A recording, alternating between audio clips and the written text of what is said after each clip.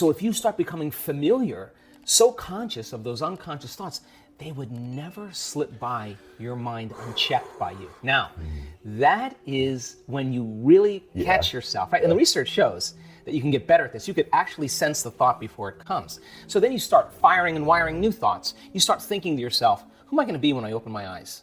Well, how am I going to make a difference in the world today? Who am I going to be?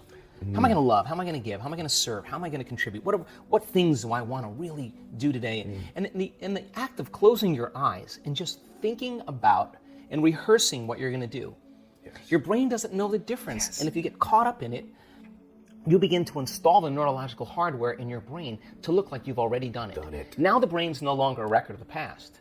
Now it's a map to the future. You are priming your brain, and if you keep doing it, the hardware will become a software program. You know what that means?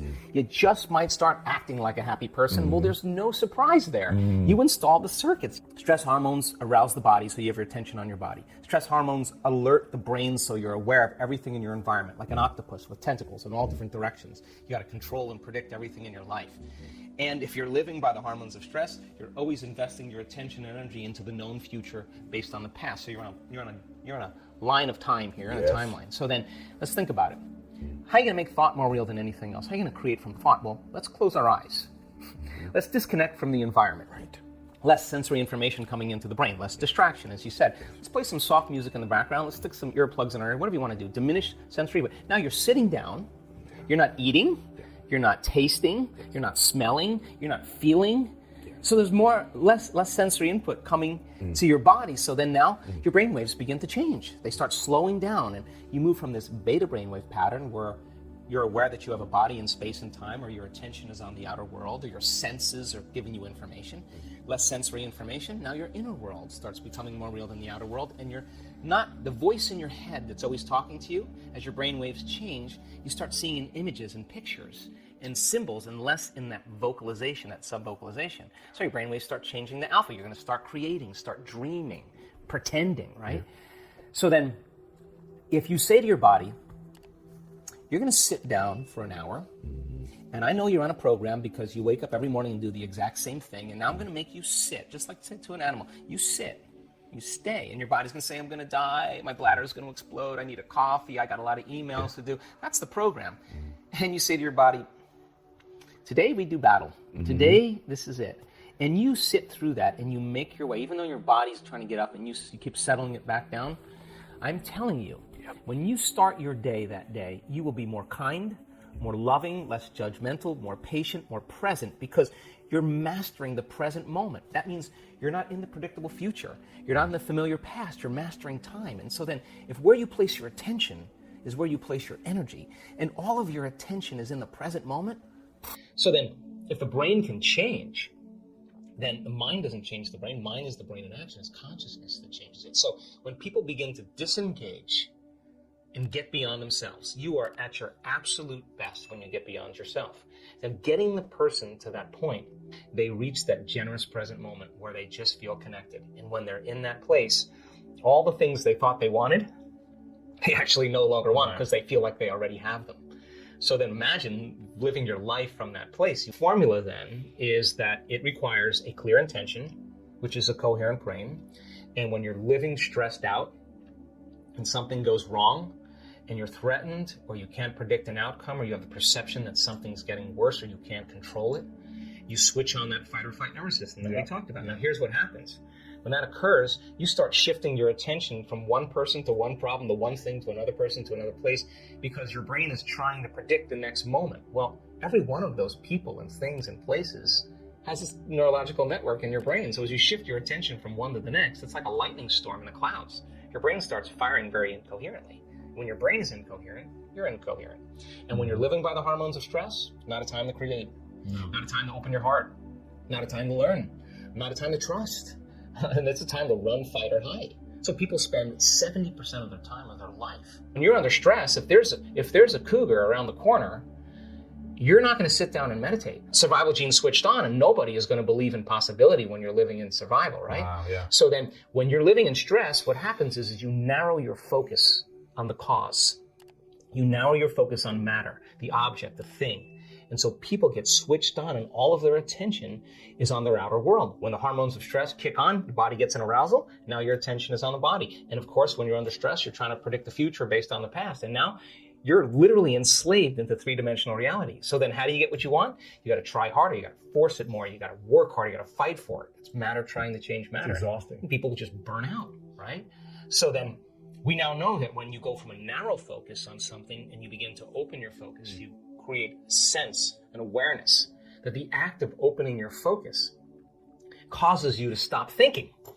And if you stop thinking, you no longer activate those circuits and you start to slow your brainwaves down. And as you slow your brainwaves down, you start connecting to that autonomic nervous system, the thing that's giving you life.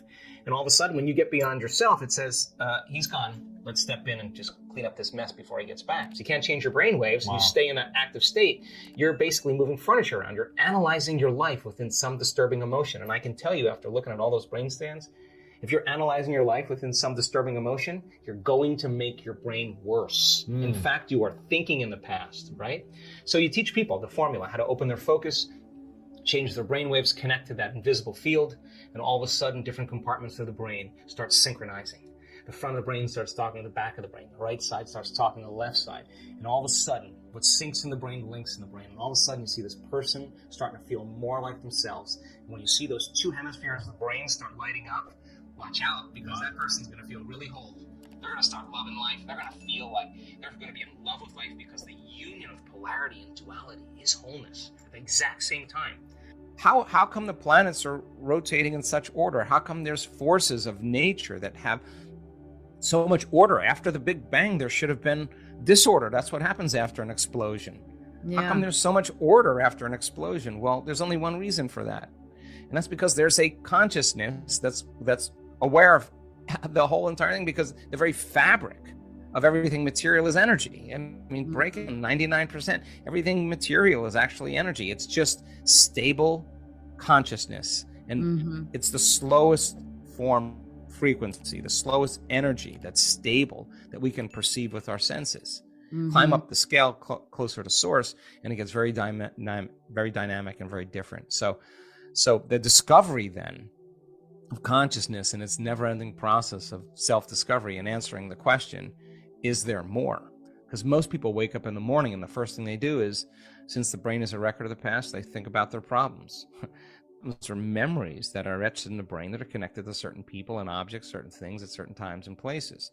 The moment you start remembering your problems, you're thinking in the past. That's what a memory is. Every one of those problems has an emotion associated with it. The moment you feel unhappy, the moment you feel discouraged, the moment you feel frustrated, now you're in the past. Thoughts are the language of the brain, feelings are the language of the body. So most people unconsciously take that thought and that feeling, that memory, that emotion, that stimulus and response. Now the body is the mind. To overcome the body takes a will that's greater than the program, to no longer get up and run through the same routine that you do every day. And your body wants to, in the middle of meditation, saying, quit, I'm too tired, you got too many texts, you got too many emails, you got too many things to do. The body's been programmed to get up and go. And you say, we're not going anywhere until I get clear on who I want to be today. And every time you execute that will that's greater than the program, people say, oh, I can't meditate. Actually, you're doing it right. Actually, that's why it's hard, because doing it. You're actually, that is the process right there. There's no such thing as a bad meditation. What you're doing is actually exactly what you need to do. And every time you do that, you become conscious that you go unconscious. That's how you actually develop the skill of consciousness. And if you're patient with yourself and you see that as a victory, like, oh, you start getting aroused, you start getting frustrated, you think, oh, I can't do this. And you go, oh, no.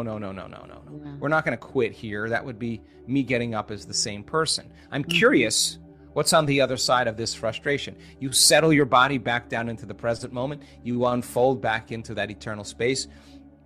I'm telling you, every time you do that, it's a victory. You're telling the body it's no longer the mind, that you're the mind. And it actually turns out that the body starts liberating energy.